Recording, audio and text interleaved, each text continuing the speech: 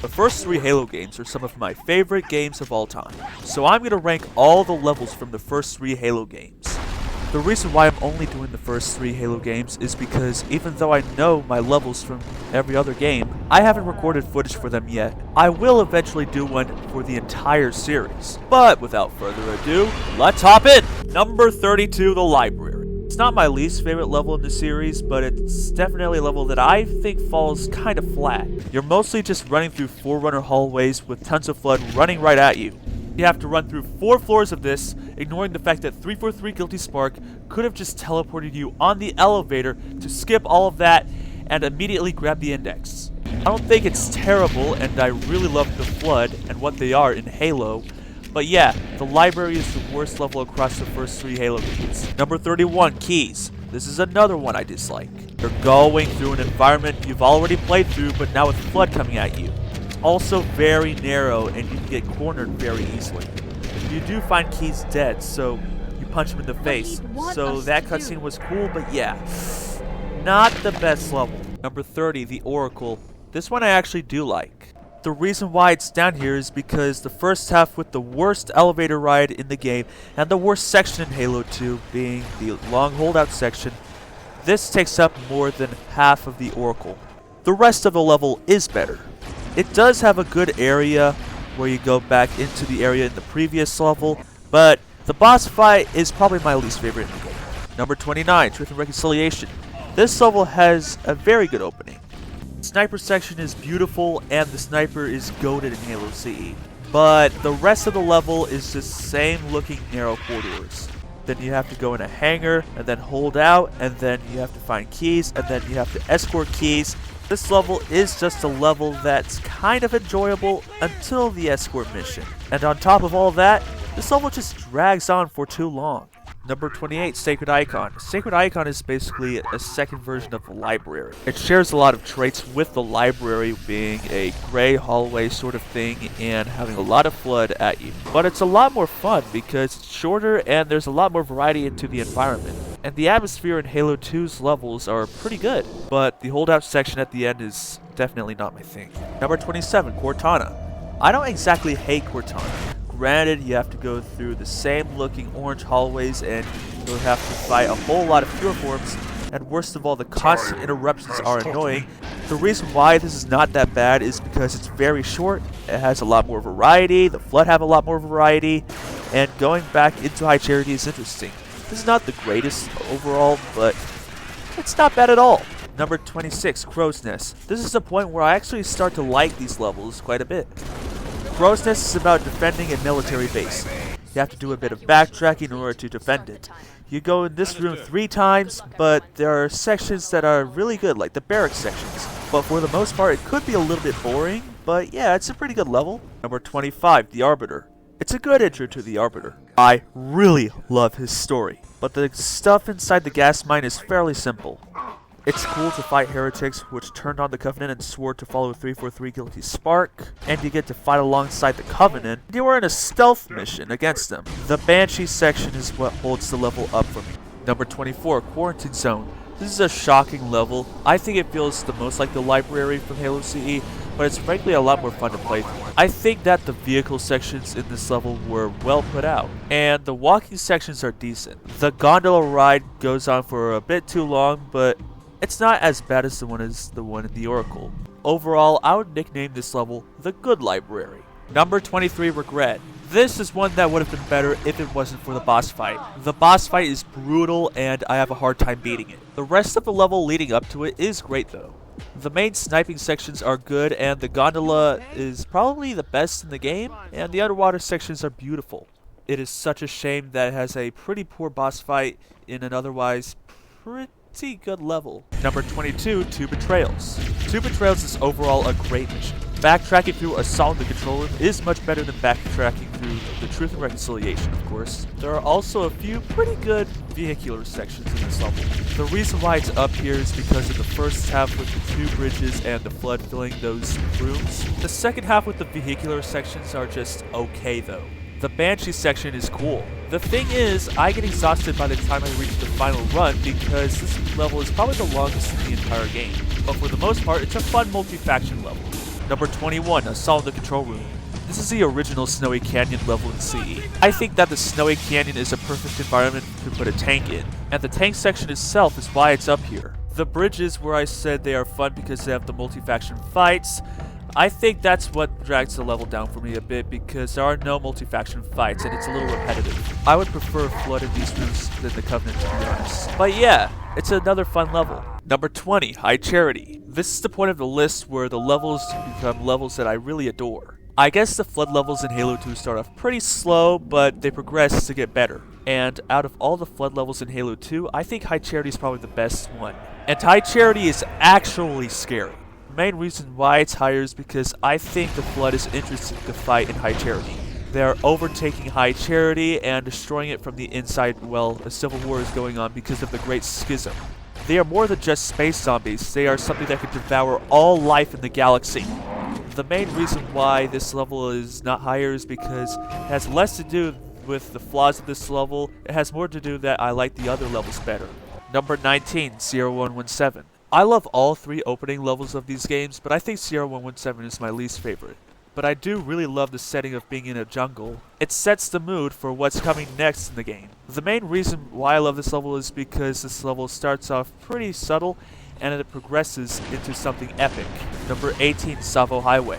This is where Halo 3 starts to open up for me. Between the first three Halo games, I think Halo 3 is probably the most open out of all of them. Going through a savanna biome in Africa is one of my favorite Halo Warhog settings. The middle with the holdout is pretty good, and the ending with the raids is cool. Number 17, The Great Journey. I think The Great Journey concludes Halo 2 just fine. Between the first three Halo games, it is my least favorite ending level, but it's still pretty good. This level opens with a Wraith section, and then you get to fight alongside Hunters, and then you get a Scarab section where you have to escort a Scarab inside the Banshee. The stuff leading up to the boss fight is really good, and my favorite of the three boss fights in Halo 2 is good enough. Personally, I don't mind the cliffhanger ending. Number 16, Delta Halo.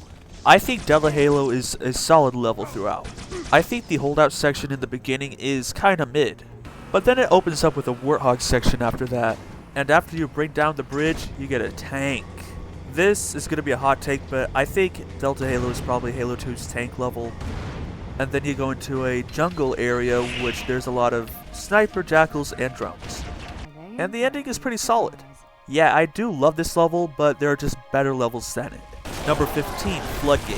Floodgate is basically the storm, except you backtrack through it and there are flood everywhere. I think the backtracking here makes most sense out of any other level in the trilogy. There is this one Marine who wants to log out of Fortnite due to how scary the Flood is. But fighting alongside the elites as the Master Chief for the first time is really cool. And the ending cutscene is actually great. I think the Halo 3 cutscenes are second rate to Halo 2 cutscenes, but I still love them. Number 14, Uprising. Uprising is, in my opinion, the best Arbiter level, because Uprising lets you fight brutes for the first time as the Arbiter. Seeing the Great Schism happen throughout the level is great. And then the driving section is actually really good, and the ending is well made. This next bit is going to sound kinda goofy, but if you play on this in the anniversary graphics, then this is a spot that reminds me of 2014 gaming. Number 13, Metropolis. Metropolis is a great mission.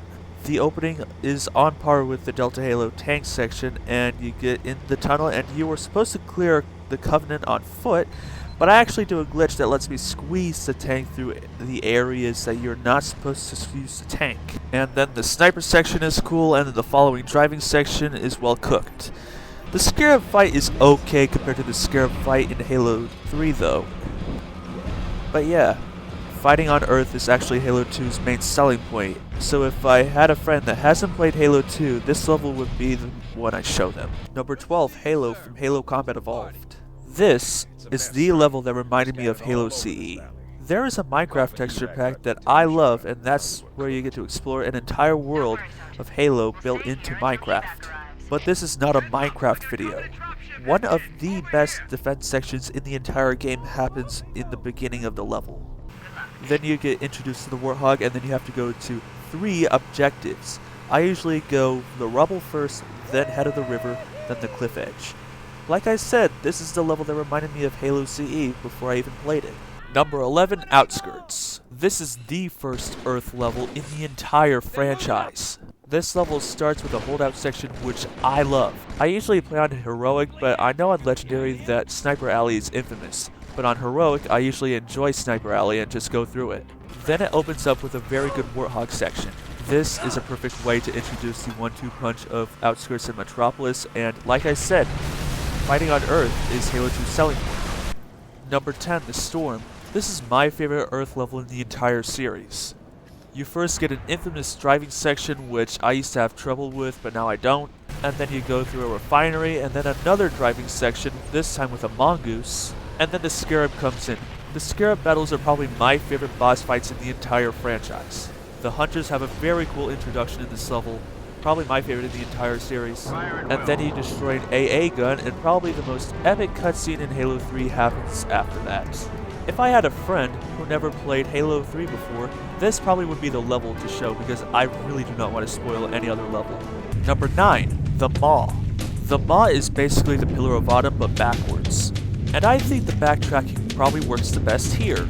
I think it's interesting to see the Pillar of Autumn overrun by the Flood and seeing it wrecked from the crash is great.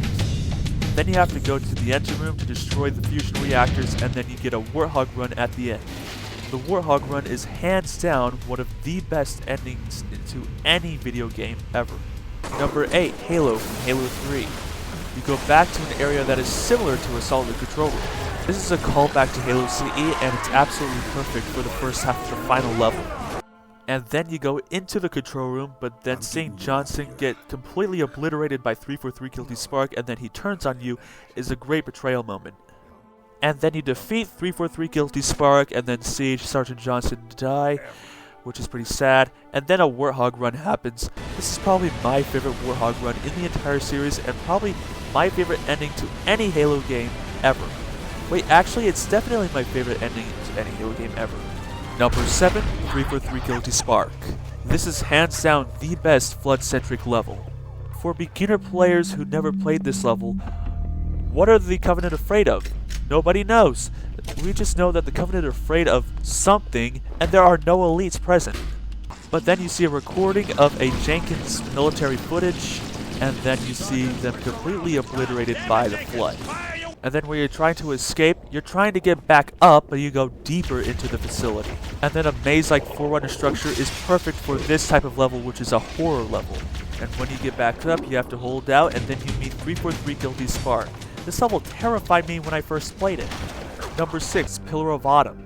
This is the perfect intro to the series. The opening cutscene shows the cast that we will be seeing in Halo CE, and the Pillar of Autumn is a perfect way to introduce the series before you get on the Halo ring in the next level. The Covenant are seen as alien species who are not trying to destroy the humans because they need more land or more worlds, but they are trying to destroy the humans because of some religious significance. They are trying to eliminate the humans so they could be the main rulers of Forerunner structures. But yeah, the Pillar of Autumn is perfect.